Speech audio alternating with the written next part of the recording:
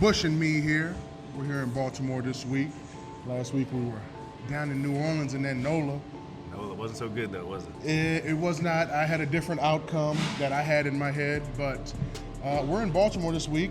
We're here, and homie, this is your guys, the Ravens. Ravens, red hot Ravens. I hope we don't bring the same mojo that we had last week here because that would not be a good look for us. We're actually at Bond Street Social for our followers out there. Week 4, we were at a tailgate, and they brought the food to us, so we thought we'd repay the favor and come back to them. So thank you, Bond Street, for hosting us tonight. 7 games left. Is that hard to fathom? Nope. 7 games left in the NFL season. Seems like yesterday was August and we were getting ready for week 1. Right. But here we are. We'll start with the first game of the weekend. Before we jump into these games, your biggest surprise of last week. Last week? Biggest surprise and biggest letdown. Give it to me. You probably tie one of them up in the same game. Well, New Orleans, we were there, so that one hurt, and I know it hurt you too. First time in the seats and probably your last time. Yeah, I won't be making my presence known in those seats ever again. No, I'm joking. It was a pretty cool experience actually. Saints was a letdown for me. I know you're probably gonna say that one too, but the New England game, I feel like Tennessee has the better team there. Patriots are kind of in a decline, so you kind of saw that one coming. The New Orleans game kind of blindsided me. I think they were outplayed. I think they were outcoached. I don't think the better team won, but they won that day. Right. Being the Vikings. How about you? That's just the league for you, man. If you don't bring it from top to bottom, a team like the Minnesota Vikings can come in the Superdome against a team like the New Orleans Saints with the quarterback, the 2 running backs, that explosive defense, and not get the job done, and literally get the ball marched up and down the field by Dalvin Cook. And Kirk Cousins looked like a Pro Bowl All-Pro when he threw the ball. But he didn't have to throw the ball that much because the run game was so efficient, the play action was so great.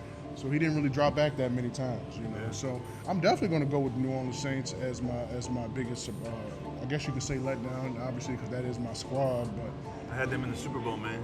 Them in the Ravens. well, we had Saints and Ravens, so I hope we don't mess it up. I don't know. So Please knock on wood out there. no, I'm not knocking on anything. My team's gone. I don't care who wins it. No. Bitter Betty. All right, game 1, 4:30 Saturday. Vikings are 10-6. Pulled off that upset. They're going into San Fran, 13-3. These two teams will meet in the postseason for the 6th time.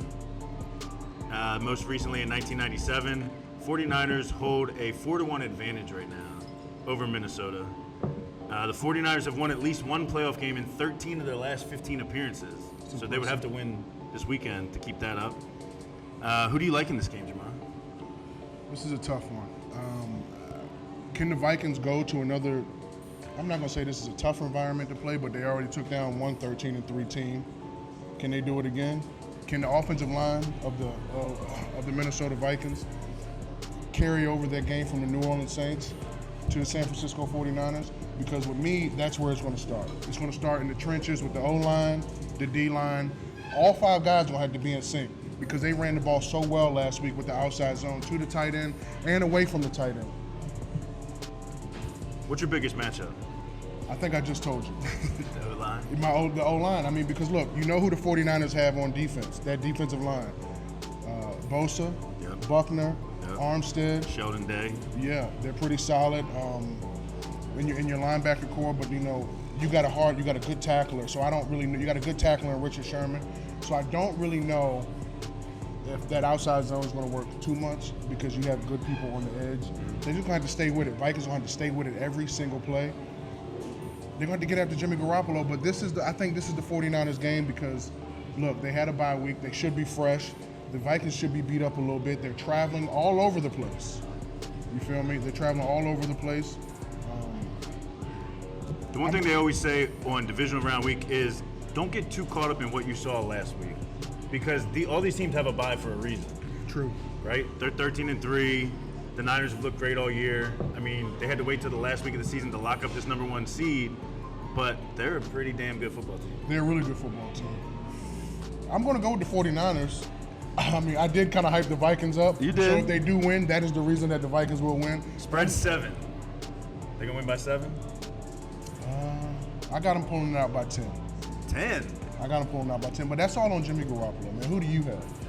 So, for those of you guys out there that don't know, Kyle Shanahan is the head coach of the 49ers. Kyle Shanahan drafted Kirk Cousins in Washington in 2012. Okay. There's a connection there. Listen to an interview this week. Kirk Cousins was asked about Kyle Shanahan, and he kind of brushed him off a little bit. He was like, I've had a lot of great coaches in my career. He was one of them. So I think Shanahan's going to have a chip on his shoulder and go out there and say, bring it. The Saints really didn't do anything to Cousins last week. Well, but they didn't couldn't. blitz? They couldn't because they were always behind. The Vikings had such great field position. Yeah, but they didn't blitz. They didn't put any pressure on him. The O-line did well out of the base defense, but they weren't showing any different fronts. They weren't putting any pressure on him. He had all day back there. I can agree. But when you're in these positions where you're 2nd and 6 and 3rd and 3, you're able to open the playbook up more. So you're able to hit him with the play action. That's where Kirk Cousins had a lot of his success last week. You run, you play action. And then you can drop back. You don't even have to do 5 or 7-step drops. You can do 3-step drops to get you some good field position. They're going to have to take the same game plan that they had last week in New Orleans and figure out how you're going to block these monsters up front with the 49ers. I think this defense is a little better.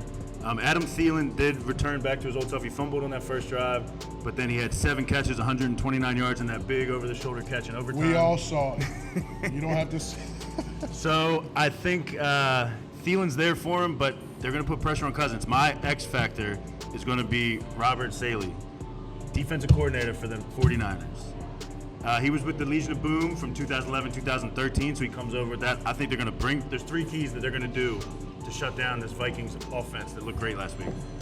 Bring the pressure, stop the run, and create turnovers. I think he's going to do all 3 of those things. He's going to bring a lot of heat. Like you said, Bosa, Sheldon Day, DeForest Buckner, Fred Warner, people forget about him, linebacker. I think defensively is going to be the X factor. He's going to call a great game. I'm going a little higher than you are. I'm saying 27-13 Niners. I think you're going to get a big day from Emmanuel Sanders, and I'm calling a defensive touchdown. All right, well. There you have it. So we both went Niners. Like that. I think the 49ers they need to have a dominating performance. If they want to, get that motivation going. So I agree with you. We're both 49ers here. The next game I'm scared to talk about. Wow. Let's put it out there. Titans at Ravens. We were in New Orleans last week, and we brought them bad luck. Hopefully we don't do it this week. Everybody saw the Titans pull off the upset last week in New England. Ran the ball. Derrick Henry looked great. Did you see the 2-minute drill? I went back and looked at it. He had a 2-minute drill. They gave him the ball every single time until he scored. They imposed their will. Can they do that in Baltimore? There's a lot of people on this bandwagon. This is a big rivalry here. I don't know if people remember this. Dating back to the Ravens' first Super Bowl run, they had to overcome the Titans in Tennessee. Eddie George, Steve McNair, rest in peace. And there was a big play where Ray Lewis ripped the ball out of Eddie George's hands, ran it back for a touchdown. So it's kind of renewing that rivalry here. Lamar Jackson, big trust. Setting records this year. 176 carries for a quarterback. Woo, woo. 1,206 yards, most ever by a quarterback. Averaging 6.85 a carry every time he takes off with that ball. That's the highest in NFL history by any player at any position. Really? 6.85 yards a carry. Just let him run the ball every damn time. There you go. Give it to him. Big trust. Big question I have though. I know Mark has that calf injury. That's going to be the big question. I mean, do you think if Mark does not suit up, can they still get this W?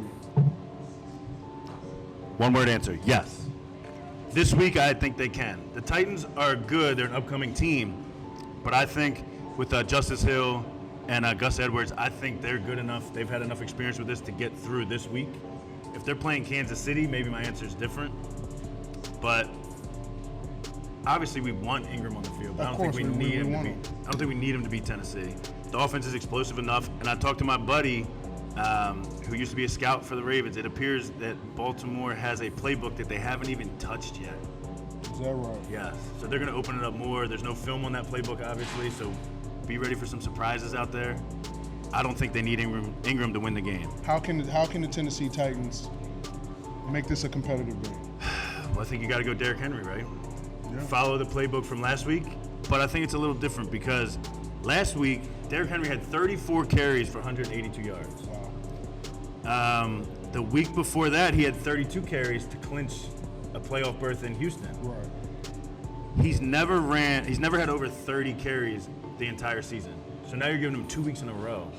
He's only had over 20 carries 8 weeks out of the whole season. So now you're going back-to-back 30 carries. I think he's going to have tired legs. They're going to try to probably run him again. The weather, I think, could have helped Tennessee in this game. But now, God willing, it's moved to Sunday. Okay. There's no rain. What's your plan for Lamar? Lamar, you're going to run it, throw it. He's going to be all over the field. He's going to be dynamic. He's going to be dynamic. I don't know, man. Vrabel's a Patriots guy. They always kind of live by the motto of not letting the best guy on the field beat them. I'm interested to see what kind of plan they have for him. Because you can't just rush him. You can't just rush him and think you're going to, try to beat the tackle inside. You're going to give him a lane. Of course, that's where you got the RPO. You give him a read. He's going to read. I mean, you can counter whatever you want. But when he's reading that DN, it's up to Lamar to make the play. You can't really stop it. You just got to hope he doesn't make the right play. Put him in positions to try to mess up. But, I mean, he's experienced. He hasn't played a lot of fourth quarters late in the season. He's going to be fresh. Yeah. He's going to be ready to go. I think it's Lamar all day. So give me a little score. You want a prediction? I'm going big here. You got 2 weeks off, really 3, because they didn't really play the last week, and we still beat Pittsburgh. Yeah.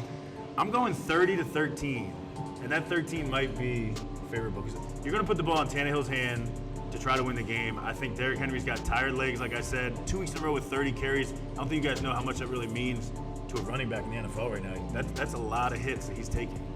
I think that's going to play a factor. You put the ball in Tannehill's hands. I think he'll make some big throws, but he's not going to make the plays. 30-13 Ravens. 28-14, I'm going with the Ravens. Just like you said, they're very fresh.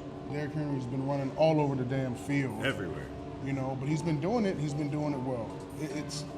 You're talking to an O-line. Your co-host is an O-lineman. The game always starts and ends in the trenches. You feel me? So the Titans O-line are going to do something extremely special. But the way they ran the ball up, especially in between the tackles last week with Derrick Henry and the Titans, they won't be able to do that on the Ravens this week. It's going to be tough. It's going to be a little bit more tough sledding. You won't have a 2-minute drill where Ryan Tannehill won't even have to pass the damn ball. It's not going to be that type of party. They're coming into the bank. It's going to be a hard outing for these guys. I definitely have the Ravens pulling this one out. So 2 games so far, both on the Ravens, and we're both on the Niners.